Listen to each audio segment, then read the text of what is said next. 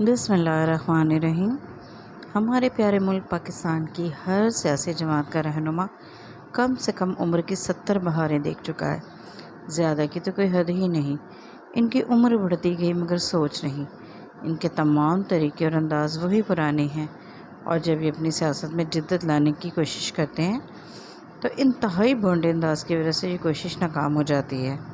اس کی سب سے بڑی وجہ یہ ہے کہ ان لوگوں کے ارد گرد حقیقی عوام کم اور خوش آمدی ٹولہ زیادہ ہوتا ہے۔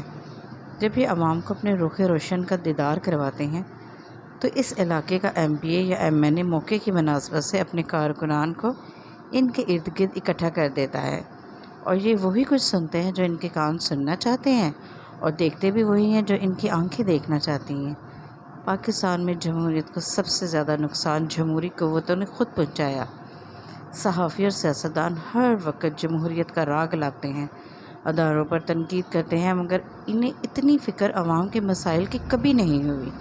یہ عوام کو استعمال کرتے ہیں اور عوام بخوشی استعمال ہوتے ہیں۔ اندازہ کریں کہ 9 مئی کا دل خراش سانحہ ابھی بھولا نہیں کہ دوسرے لوگوں نے گلے شکوے شروع کر دیے کہ عوام میرے لیے باہر کیوں نہیں نکلی۔ مجھے یہ بات سن کر معصومیت پر بڑی ہنسی آئی۔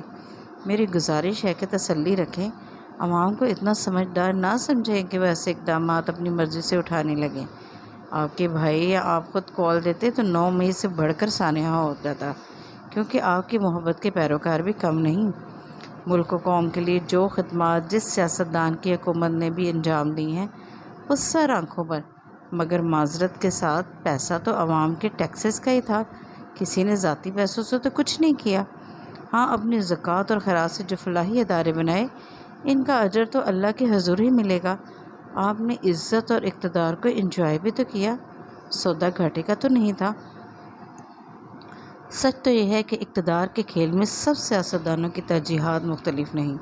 جب تک کرسی ان کے پاس سب ٹھیک ہے، اور جب نہ ہو تو انقلاب زندہ باد۔ کیا کریں، ہوٹر والی گاڑی کے مزے محبوب کی گالیوں کی طرح ہیں، کھا کر بھی طبیعت بے مزہ نہیں ہوتی۔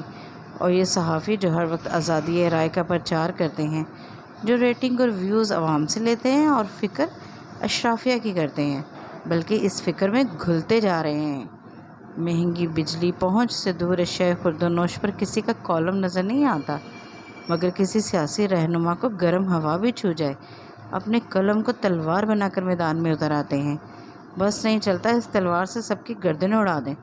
روزگار کی فکر میں بے حال ہو جاتے ہیں، سمجھ نہیں آتا کہ کیا کچھ کر ڈالیں۔ ہمارے ملک کو جنگل بنا دیتے ہیں، کسی کو جنگل کا بادشاہ، کوئی زخمی چیتا اور کوئی شیر، بس یہ نہیں بتاتے کہ اس جنگل میں خود کون سے جانور ہیں۔ اس ملک میں اتنی جنسی گھٹن ہے کہ خواتین تو دور کی بات، بچے، لڑکے اور خواجہ سرا بھی محفوظ نہیں۔ ہمیں کیا پتہ کون کس گندگی کے سمندر میں ڈوبا ہوا ہے۔ خواجہ سراؤں کو اتنی جرأت انہی لوگوں نے دی ہے جو آج خود پر حملے کروا رہے ہیں۔ عام عوام کو ان کے رازوں کا کیا علم، مگر یہ صحافی جو ہیں ہر ایسے عمل اور واقعے پر عوام کی ذہن سازی کے لیے فوراً میدان میں کود پڑتے ہیں۔ کچھ تو مکمل غیر جانبدار رہتے ہیں، مگر کچھ اپنے ولایتی آقاؤں کو خوش کرنے میں کوئی کسر نہیں چھوڑتے۔ عام عوام کے مسائل اور طرح کے ہیں، مگر کسی کو فکر نہیں۔ بیمار اور مالی طور پر غیر مستحکم عوام اشرافیہ کو بہت سوٹ کرتی ہے، کیونکہ ان کی من مانیوں پر بولنے والے اپنے مسائل میں الجھے رہتے ہیں، اور خوش آمدی ٹولہ سب اچھا ہے کہ نویس سناتا رہتا ہے۔ کہتے ہیں کہ سیاست کے سینے میں دل نہیں اور اقتدار اندھا بہرا ہوتا ہے، لیکن یاد رہے کہ اللہ تعالیٰ کی پکڑ تو مسلم ہے۔ روز محشر کی سچائی سے تو کسی کو انکار نہیں، بس پھر عام عوام اسی پر آس لگا کر زندگی کے تلخ ایام گزارتے ہیں۔